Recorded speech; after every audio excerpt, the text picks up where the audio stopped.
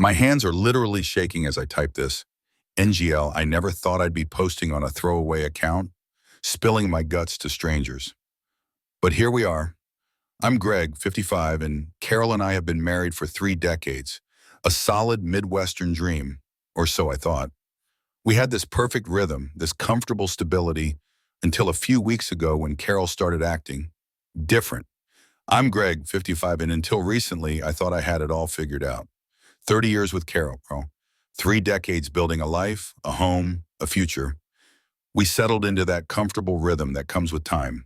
You know, not super passionate every single day, but a deep, steady love. A few months back, though, something shifted. Carol started being different, more attentive, more touchy-feely. She'd leave little notes, compliment me more, make sure my favorite dinners were on the table. It was like a second honeymoon, but without the actual honeymoon part. NGL, I felt a spark ignite again. Something I hadn't realized was dimming. I felt lucky. Beyond lucky, I felt like I'd won the lottery all over again. So I did what any husband would do. I leaned into it. I started planning. I bought a dozen long-stemmed red roses, the fancy ones, and tucked them in the garage to surprise her. I was secretly booking a cruise, a real luxury one, Caribbean, 7 days of pure relaxation, just for us. I pictured her face when I'd tell her. The joy, the love. TBH, I was walking on air. Then the flashbacks started, little snippets. It felt like my brain was trying to tell me something, but I just couldn't quite put it all together. I remember Ashley, Carol's friend, always a bit too pushy, always in our business. Ashley was at our place one afternoon, Carol looking all kinds of uncomfortable. Ashley was practically buzzing, leaning in, whispering. I caught bits and pieces. Carol, you need new friends, experience life. Ethan is amazing. Carol was shaking her head, saying, no, Ash, I can't. Greg. But Ashley, relentless, just waved it off. Greg, he's fine. He won't notice. Just love bomb him a little, okay? Make him feel like the king of the world and he won't suspect a thing. Trust me. That phrase, love bomb, it echoed in my head, a chilling premonition of what was to come. At the time, I thought it was just Ashley being Ashley, a bit dramatic. Carol still looked conflicted, stressed, like she was being talked into something she deeply didn't want. But Ashley had this way about her, this persistence. And eventually Carol just nodded, almost defeated. A few days later, I remember Carol mentioning going out with new friends. IDK, it felt off even then. Later that same week, I heard Carol on the phone. Her voice was low, almost a whisper, and she kept glancing at the door. I was in the other room, just walking by, but the tone of her voice, it raised the hairs on my neck. Ethan, I can't. I told you, I can't stay the night. There was a pause, a harsh, demanding male voice on the other end, too low for me to make out the words. Carol's voice again, a little louder, a little more desperate. No, not tonight. I have to go. She hung up abruptly when I cleared my throat, pretending to walk into the kitchen for a drink. Her face was flushed, her eyes darting. She mumbled something about wrong number and rushed past me. Things started to unravel faster than I could process.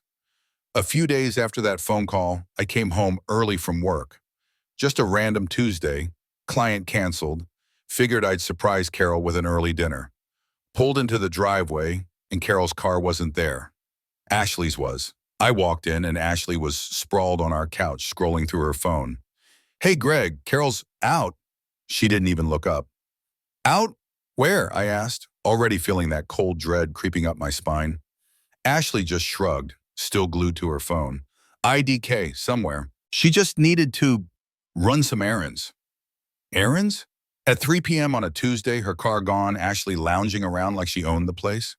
That was the first giant red flag that slapped me across the face. Then I started noticing other things. Carol's phone. Always on silent, always face down on the counter or tucked deep in her purse, or even under a pillow on the couch. Never just lying around like it used to be in the hushed phone calls. I'd walk into a room and she'd suddenly end the call, looking startled. Just talking to Brenda, she'd say, but Brenda was always loud and boisterous, never a hushed whisper. Her errands became more frequent. Going to the store, she'd say, but she'd be gone for hours, sometimes coming back with nothing. Meeting a friend for coffee, but when I'd ask which friend, she'd get vague, change the subject. It was like trying to catch smoke. Then one day I was tidying up, being helpful, and I found it. Tucked deep in her purse, a small, elegant receipt. It was for a high-end restaurant, one of those fancy places you only go to for special occasions. And it wasn't even in our town.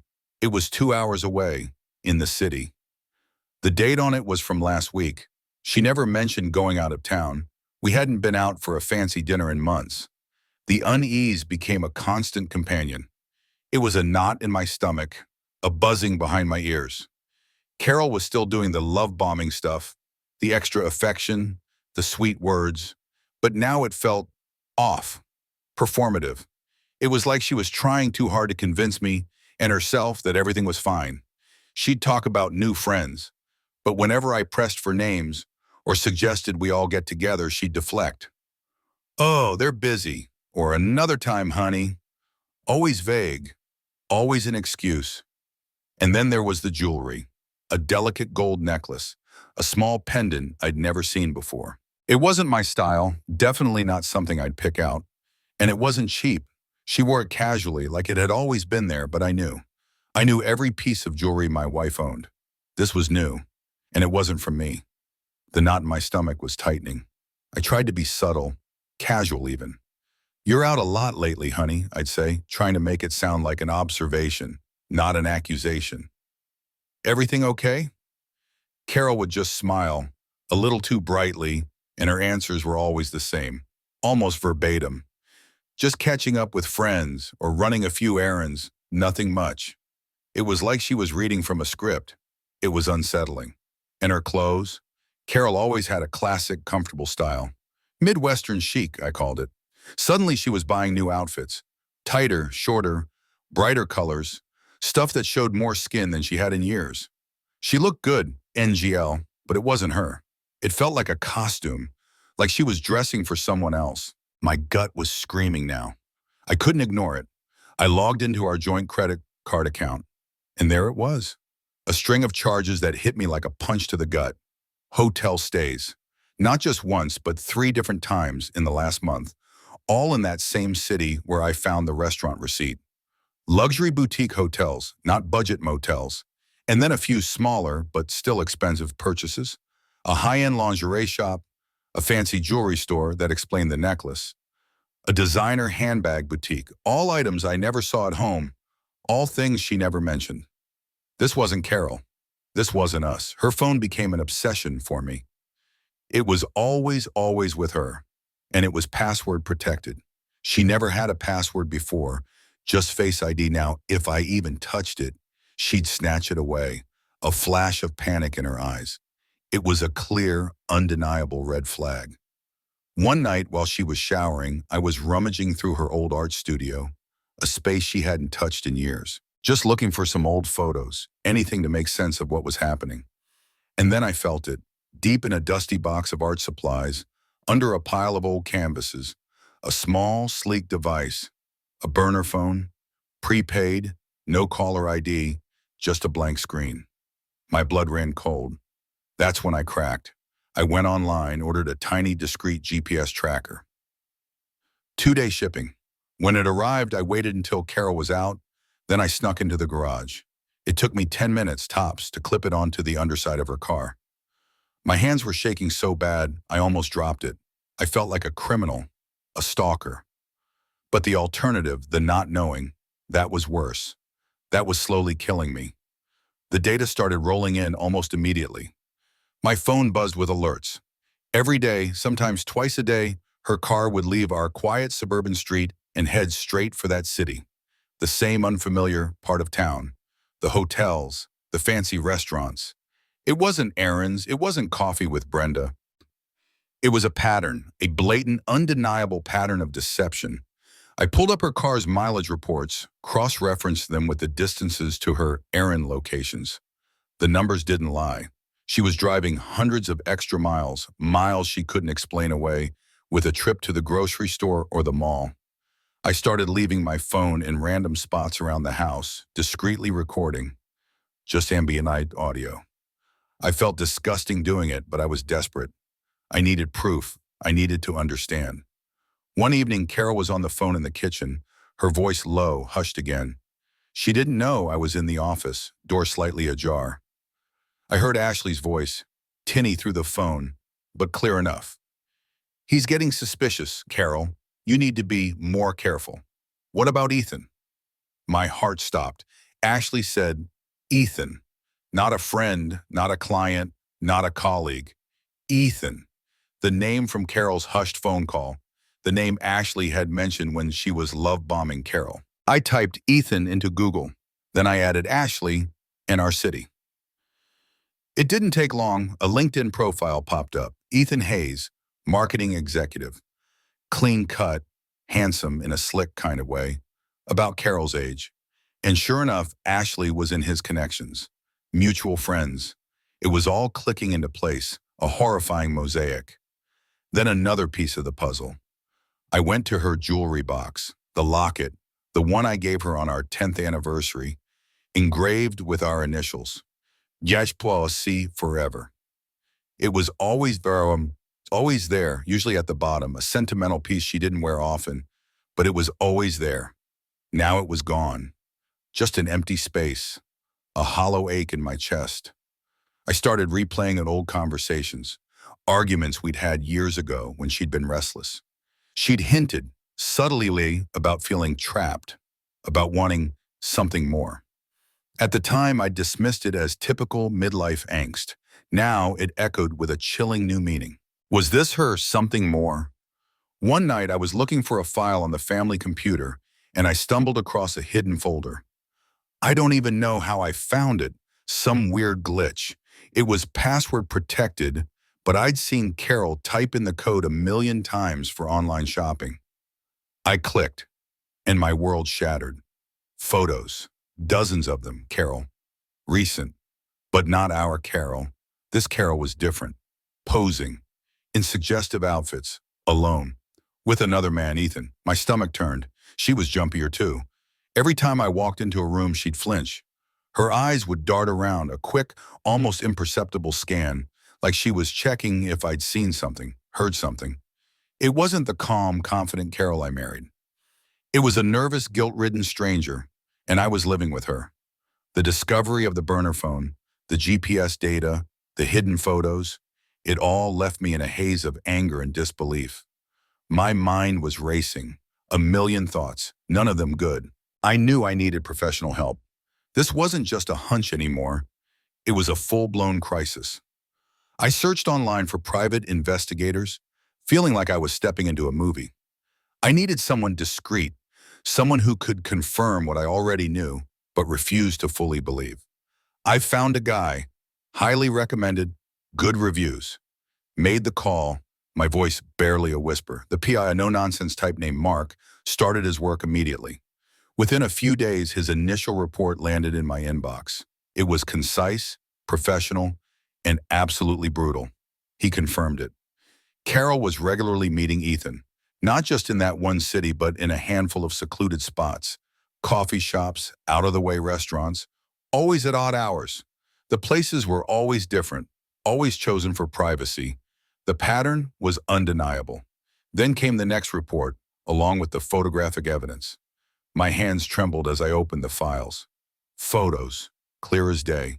Carol and Ethan, holding hands, laughing. And then the kisses. Passionate, lingering kisses, right there in broad daylight, in a park, outside a cafe. My wife, my Carol, with another man. It was like a physical blow knocking the wind out of me. I stared at the pictures, my eyes burning, tears blurring my vision. It was real. It wasn't a nightmare. That night, while Carol was out with friends, I went for the burner phone. I remembered seeing her unlock it once, quickly, a pattern she thought I hadn't noticed. I tried it, and it worked. The screen lit up, revealing a flood of messages. Explicit, pet names, future plans. Can't wait for our weekend away. Miss your touch. Soon we'll be together. My stomach churned. It was sickening. I remembered Carol's old tablet, usually left to gather dust. I found it in the back of a drawer. Figured I'd check it too. And there it was. A dating app. A hidden profile, complete with photos of Carol, looking younger, sexier, completely unlike the woman I knew. Her bio talked about looking for adventure and someone who understands true passion. It was a profile for a woman I didn't recognize, a woman who had completely reinvented herself. Then I logged onto our shared computer. I remembered Carol had a separate email account for online shopping. Curiosity, no, desperation drove me. I typed in her usual password. Bingo. It was like opening Pandora's box, an entire email chain with Ethan, months of planning, romantic getaways, discussions about our future and leaving our old lives behind. They were talking about buying a place together, moving to a new state. My head spun. She was planning to leave me. She was building a whole new life behind my back. The PI delivered again. This time audio recording songs, clear, crisp, gut-wrenching. Carol's voice, Ethan's voice, talking about their secret relationship, detailing their intimacy, laughing about how easy it was to deceive me. He's so oblivious, Carol said, her voice light, dismissive. He doesn't suspect a thing. Each word was a dagger. I had to stop listening. I couldn't breathe. I wasn't a tech guy, but I was learning fast. I found some advanced monitoring software online, installed it on Carol's personal laptop, the one she took everywhere. It showed me everything. Her search history, her chats, her browsing. It was a dark, depressing rabbit hole. She was constantly looking up flights, apartments in other cities, divorce lawyers, and the money. Oh God, the money. Large, unexplained cash withdrawals from our joint account. Tens of thousands of dollars over the last few months. Gone. She was draining our savings. What for? I wondered. The PI had an answer. He found a secret safe deposit box, opened solely under Carol's name, at a remote bank branch about an hour away, one I'd never even heard of. He suspected she was stashing cash, probably for her new life with Ethan, more from the PI. He had records of Carol booking hotels under false names, usually some variation of her maiden name, or a completely made-up one, always with Ethan, always using cash or a prepaid card. She was meticulous in her deception. She left no stone unturned. And Ethan. The PI's background check on him was eye-opening. Turns out he had a history, a documented pattern of targeting married women. Multiple complaints, even a few restraining orders from angry husbands. He was a predator, a professional homewrecker. And my wife was just his latest mark. I found it accidentally, tucked into the console of her car, almost hidden under a pile of papers. A crumpled business card. Laura Thompson, family law attorney. A reputable divorce attorney, so she wasn't just planning, she was actively preparing. Back in her art studio, the place where I found the burner phone, I found a locked drawer. I remembered where she kept the spare key for it, a tiny ornate box on her vanity. My hands were shaking, but I had to know. Inside, nestled amongst tissue paper, were several small, expensive-looking boxes. Lavish gifts, a diamond tennis bracelet, a designer watch, a pearl necklace, all from Ethan, all things I hadn't given her, all things she was hiding from me. And finally, the last piece of the puzzle, a shared online calendar. Access granted to Carol and Ethan. It was a meticulously detailed roadmap, coordinated meetup times, locations, even little hearts for romantic dinners. It was all there, laid bare. Their entire secret life, meticulously planned, right under my nose.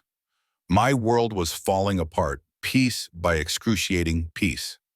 The evidence against Carol was crushing. But then the next layer of betrayal hit me, a blow even more devastating than the first. My daughter, Ashley. I never, in my wildest dreams, thought she could be involved. But the dots were connecting, and they pointed directly to her. One afternoon, still reeling from the PI's reports, I decided to drive to one of the locations the PI mentioned, a cafe Ethan and Carol frequented.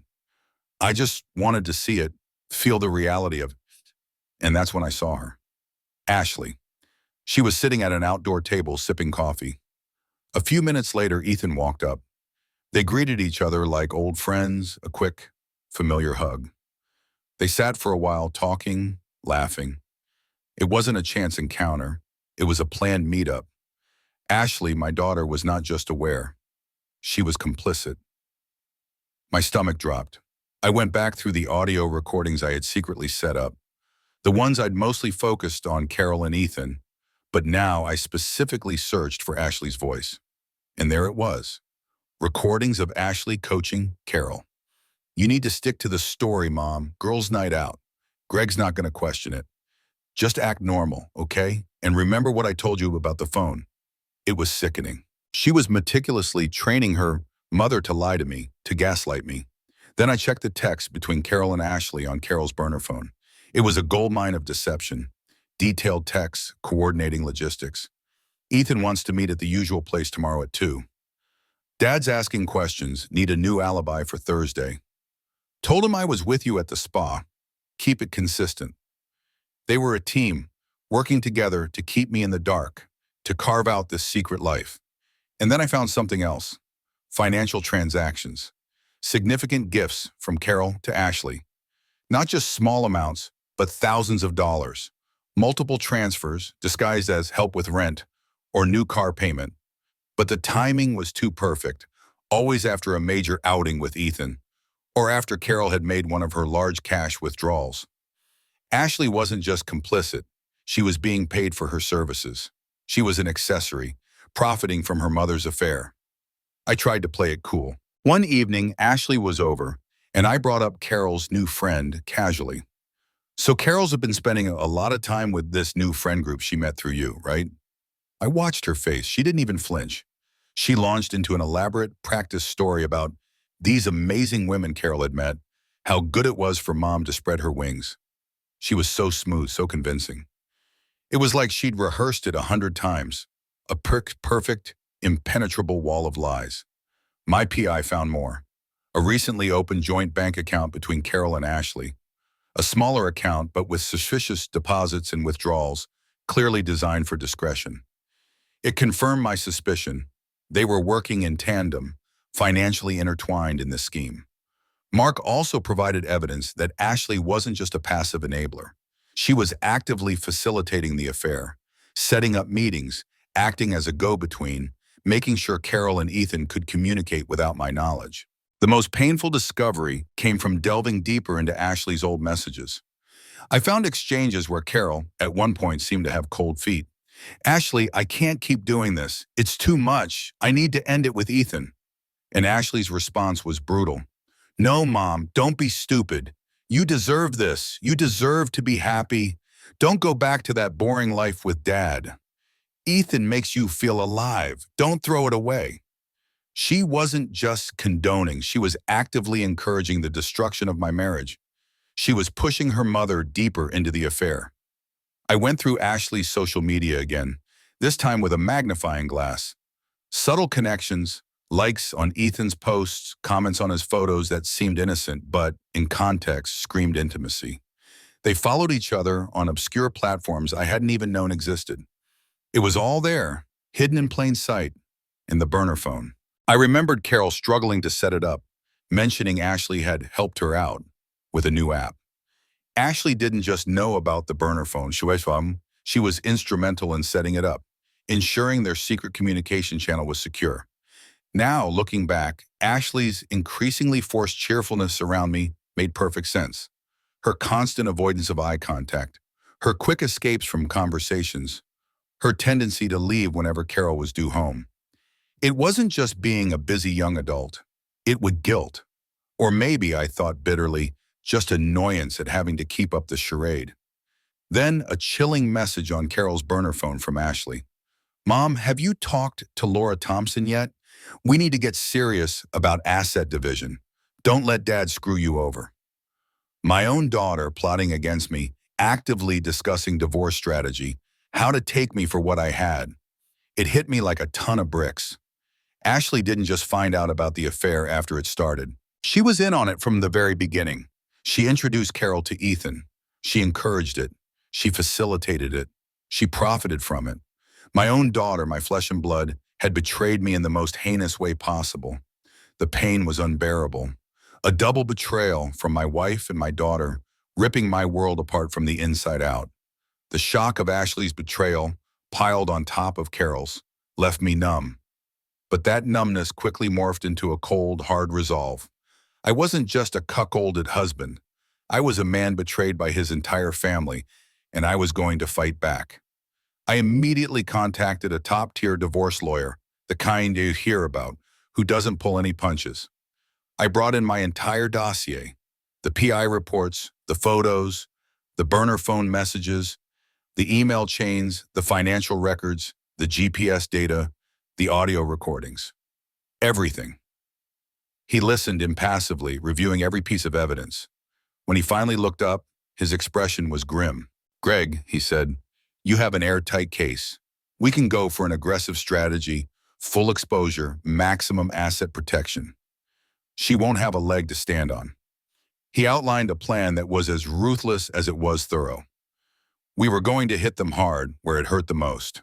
That night, my mission began. First, security. I changed every single password for every online account we shared. Banking, investments, utilities, streaming services, everything. Carol was effectively locked out of our digital life.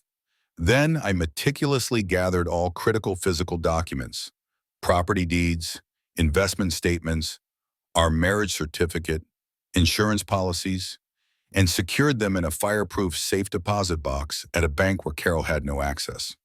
Next, finances. I set up entirely new individual bank accounts. My direct deposits were rerouted. All joint credit cards were frozen. I ensured that not a single penny of my future earnings or current assets would be accessible to Carol. She wouldn't be able to drain another dime. Then came the agonizing task of updating my will and estate plan. My lawyer advised it. It was brutal, but necessary. I explicitly removed both Carol and Ashley from all beneficiaries. They wouldn't inherit a cent from me. The thought pained me, especially for Ashley, but her actions had consequences. Profound ones. I wasn't stopping there. I installed additional hidden cameras in the common areas of the house, the living room, the kitchen, places where Carol often made calls or had hushed conversations. I needed continuous live monitoring, just in case. She might try to retaliate, to hide more evidence, or to play the victim. I needed to be ready. I spent countless hours organizing my evidence, creating a detailed chronological timeline of everything. Each photo, each message, each transaction was meticulously cross-referenced and dated. It was going to be an undeniable narrative of betrayal. I also strategically moved all valuable personal heirlooms and sentimental items. My grandmother's watch, photos of my parents, specific pieces of art that held deep personal meaning, to a secure off-site location. I didn't want anything to be accidentally damaged or go missing once things blew up. My lawyer and I worked closely to coordinate the perfect moment to serve Carol with the divorce papers. It had to be impactful. It had to be undeniable. We wanted the element of surprise to ensure she couldn't try to preemptively hide anything else. Through all this, I confided in my most trusted lifelong friend, Mark, not the PI. He was my rock, listening without judgment, offering support, just being there. It was agonizing to recount everything, but his empathy was a lifeline. My lawyer also drafted legal documents for a potential restraining order against Ethan. Given his history of targeting married women, we wanted to be prepared. If he tried to contact me or harass me or even show up at my property, I would have the legal means to stop him cold. Carol was still trying her usual tricks. The love bombing had decreased, replaced by subtle attempts at gaslighting whenever I questioned her. "Why are you being so suspicious, Greg? What's wrong with you?" She tried to turn it back on me. I documented every instance, every evasive answer, every manipulative comment. It only added to my case. I also drafted a clear, concise statement of facts. It wasn't an emotional outburst. It was a cold, hard recitation of the truth, backed by irrefutable evidence. I rehearsed it in my head over and over, preparing for the inevitable confrontation. I needed to be calm, collected, and firm. And then there was Todd. Ashley's husband. He was a good guy, a decent man who loved my daughter. He deserved to know.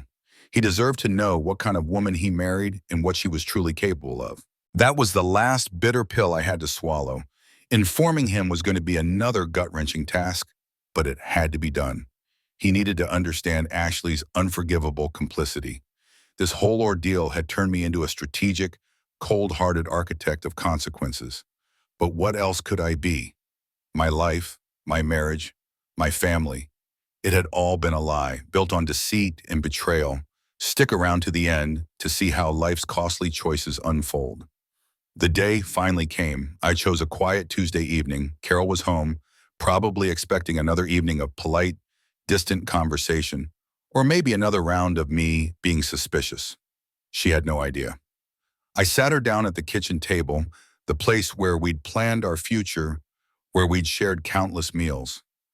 My voice was calm, almost unnervingly so, considering the storm raging inside me. "Carol," I started, placing a thick folder on the table between us. "We need to talk. Not about us, but about you." She immediately went into her practice routine. Defiance. "What are you talking about, Greg? Are you going to accuse me of something again?" "I told you, I've just been busy." She even managed a slight eye roll, a theatrical sigh.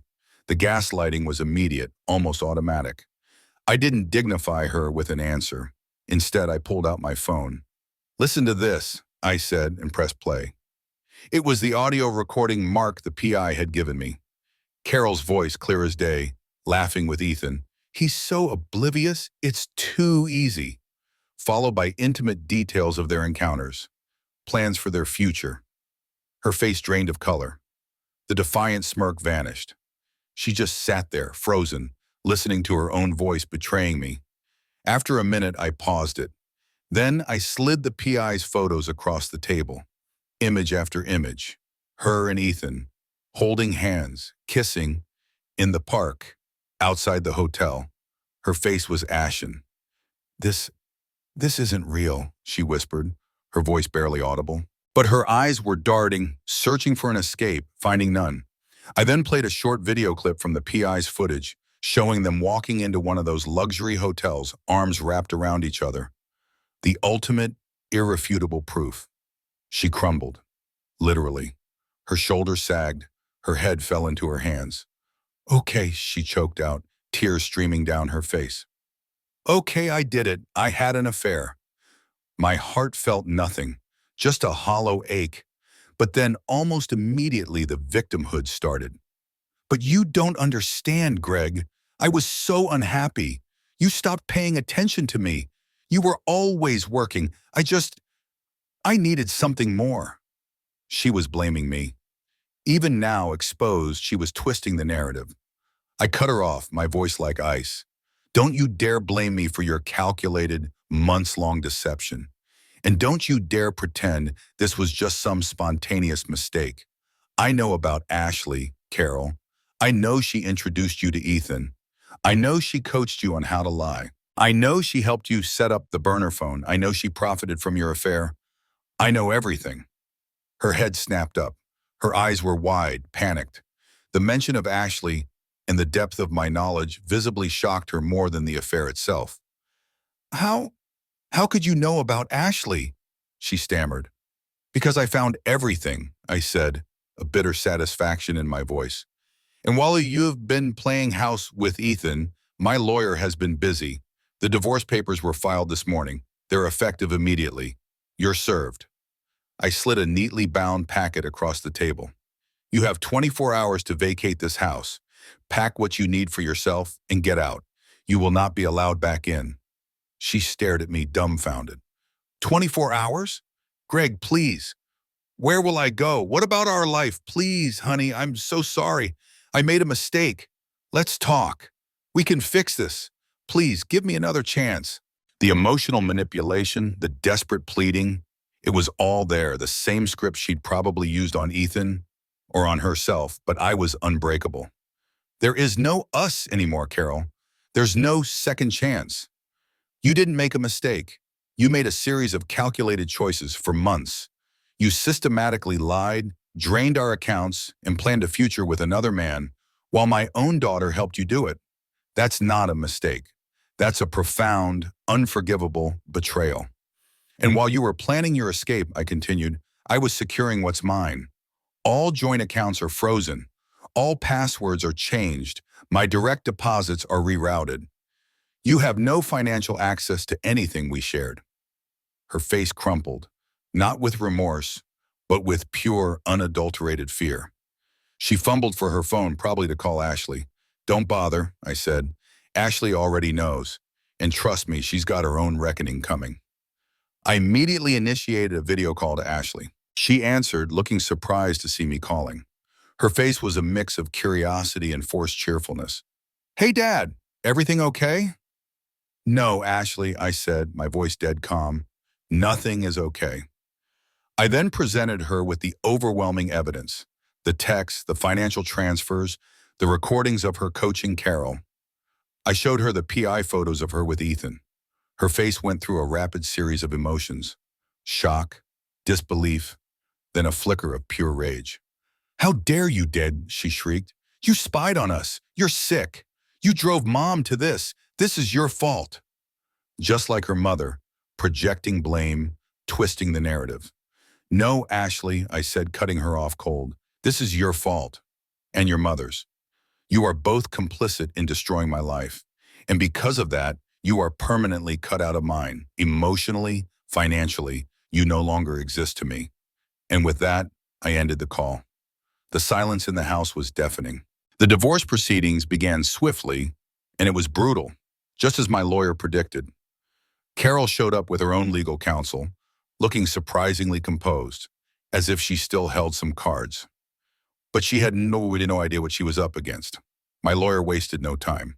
He presented the dossier, the PI reports, the photos, the video clips, the burner phone messages, the detailed financial trails, the audio recordings.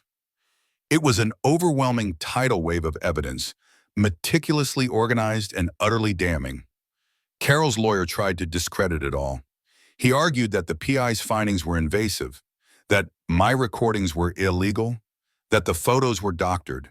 He tried to paint me as a paranoid, controlling husband, but my lawyer had anticipated every move.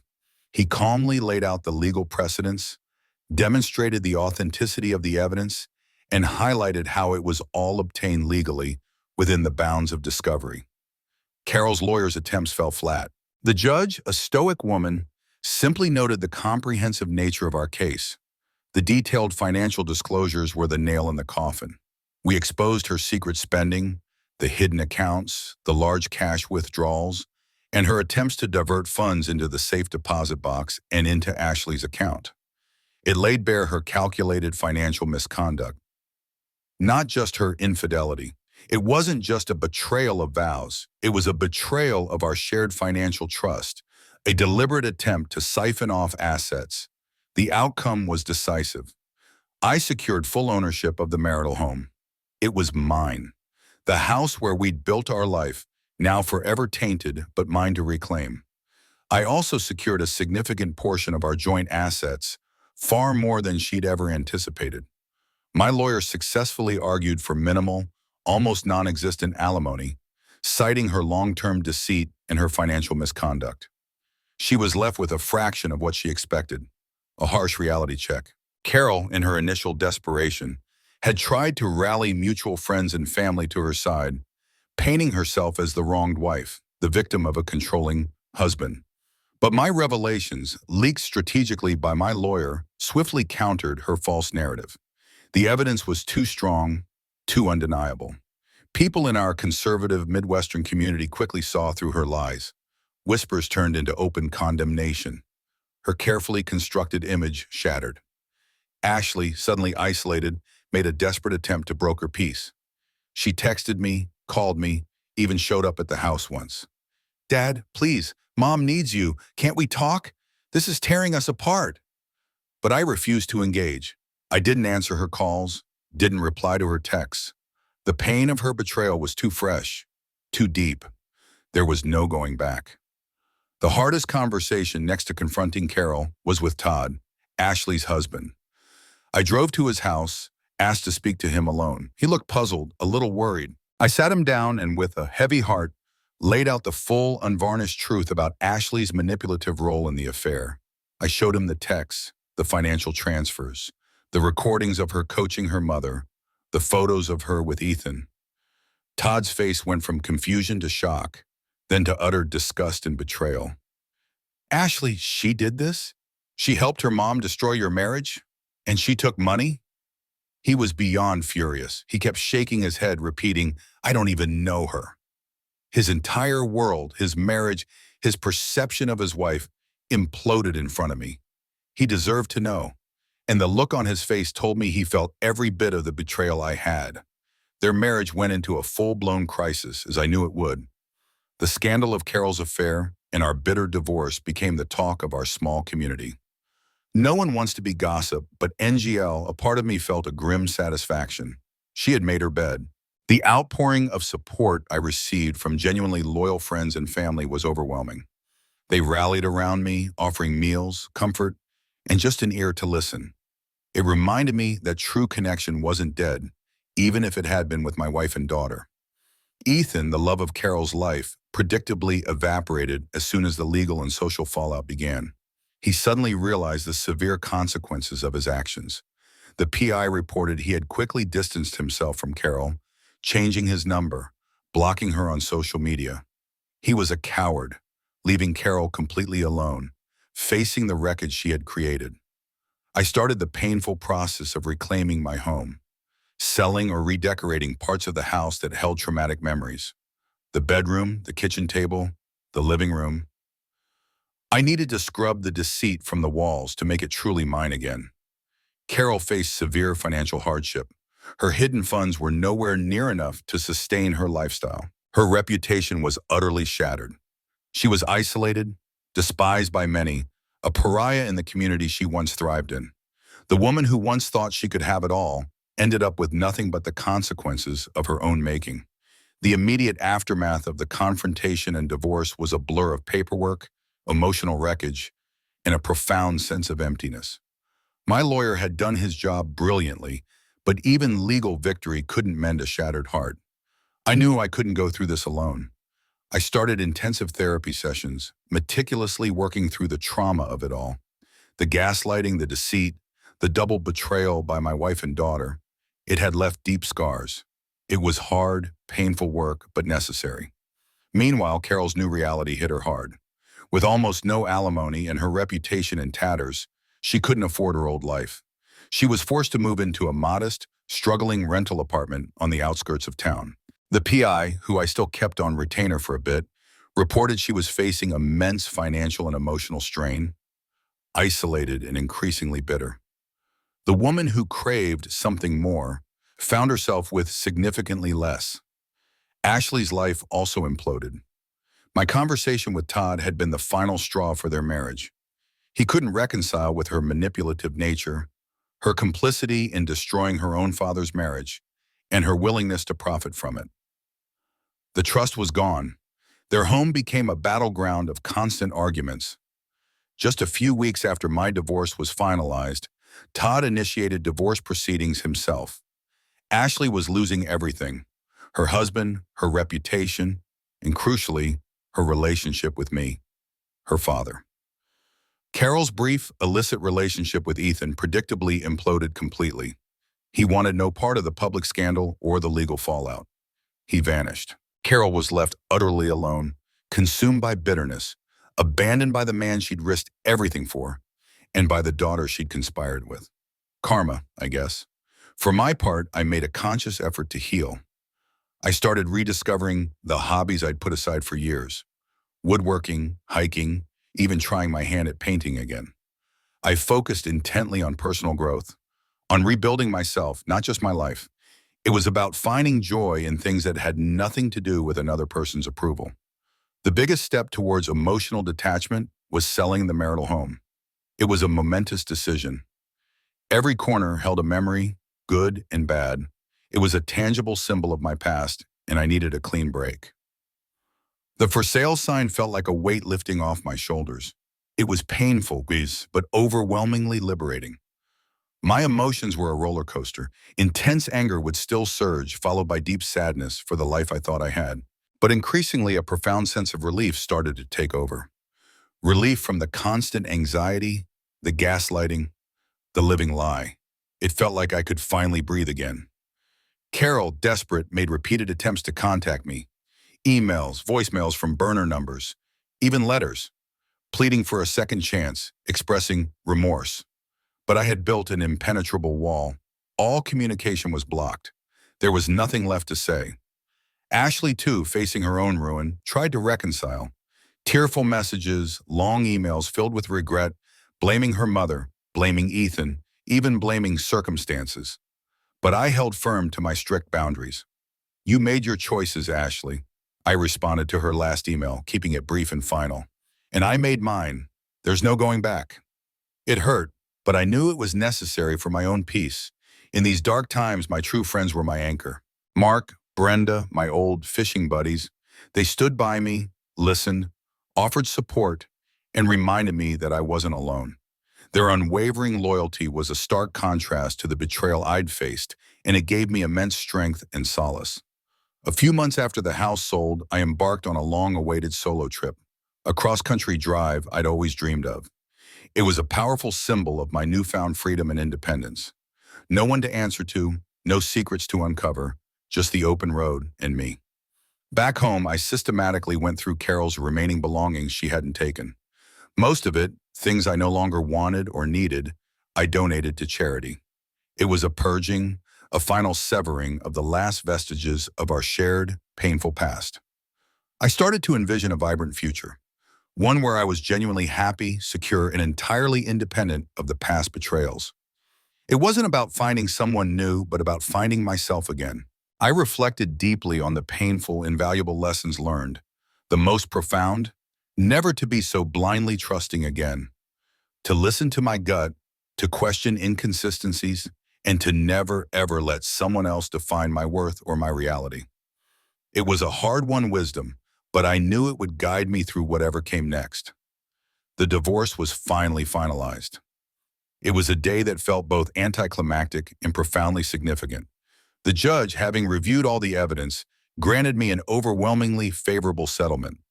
It wasn't about winning for the sake of it, but about justice.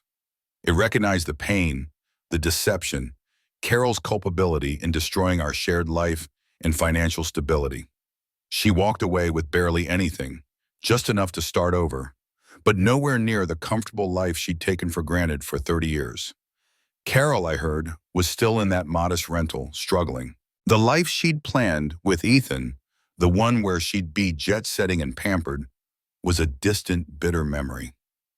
Her attempts to reconnect with old friends mostly failed. The truth about her actions had spread too far, too wide in our tight-knit community. She lived with the full, enduring weight of her moral and financial consequences in a new life marked by deep regret and utter isolation. NGL, she had traded 3 decades of stability for fleeting passion and ended up with nothing. Ashley's story wasn't much better. Her divorce from Todd was finalized a few months after ours. He simply couldn't move past her betrayal, her manipulative nature, and the role she played in destroying her own father's marriage. The trust was utterly shattered. Her actions had irrevocably shattered her own family unit, leaving her as isolated as her mother, perhaps even more so, as she'd alienated both her parents and her husband. For me, life began again. I didn't want to live in the old house, steeped in years of memories, both good and now overwhelmingly bad. I sold it, got a good price, and bought a new, smaller home across town. This one I custom designed myself, every detail for my comfort, my peace, my new life. It had a dedicated woodworking shop, a cozy reading nook, and a yard big enough for a garden. It felt like a fresh start, a clean canvas for my future. I actively embraced new friendships, people who valued honesty and loyalty, not superficiality. I reconnected with old friends, but also made new ones through my hobbies. I started taking guitar lessons again, something I hadn't touched since college. I joined a local hiking group. I built an authentic social circle around me, people who genuinely cared, not just for what I provided, but for who I was, flaws and all. And I found purpose. I started volunteering at a local charity that helps men navigate difficult life transitions, especially those dealing with divorce or betrayal. It felt good to share my story, to offer support, to help others identify those insidious red flags before it was too late.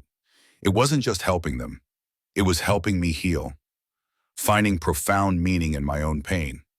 A deep, abiding peace settled over me. The constant anxiety, the gnawing suspicion, the emotional turmoil, it was all gone, replaced by a quiet calm.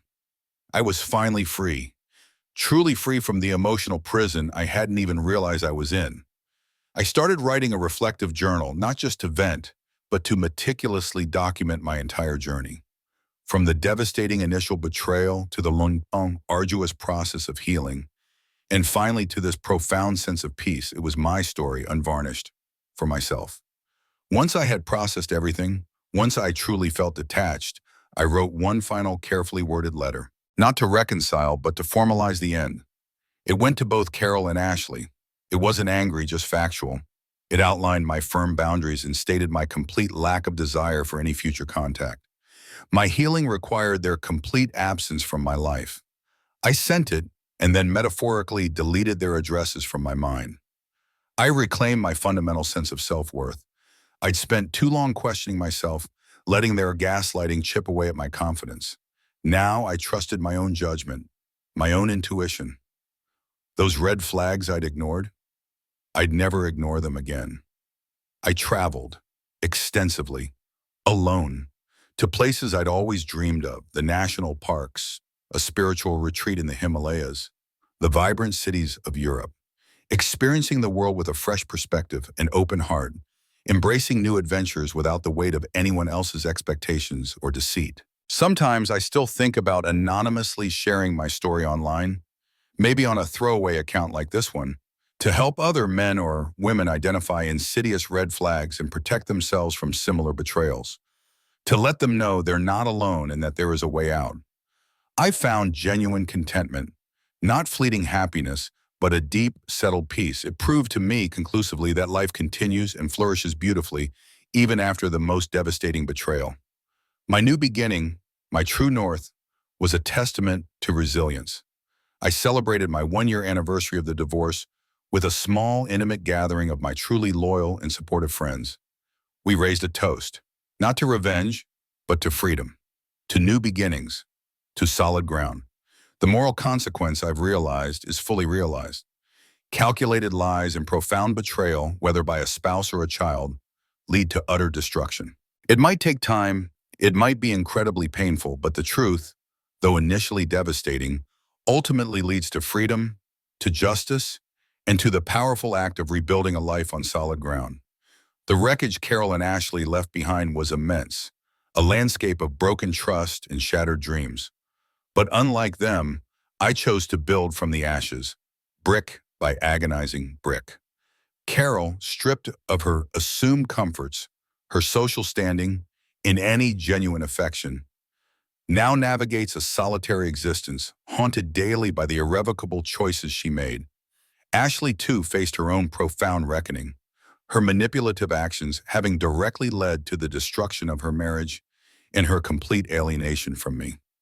Their calculated deceit led them both to an emotional and financial wasteland, proving irrevocably that betrayal's ultimate price is always paid, often in the bitter currency of solitude and regret.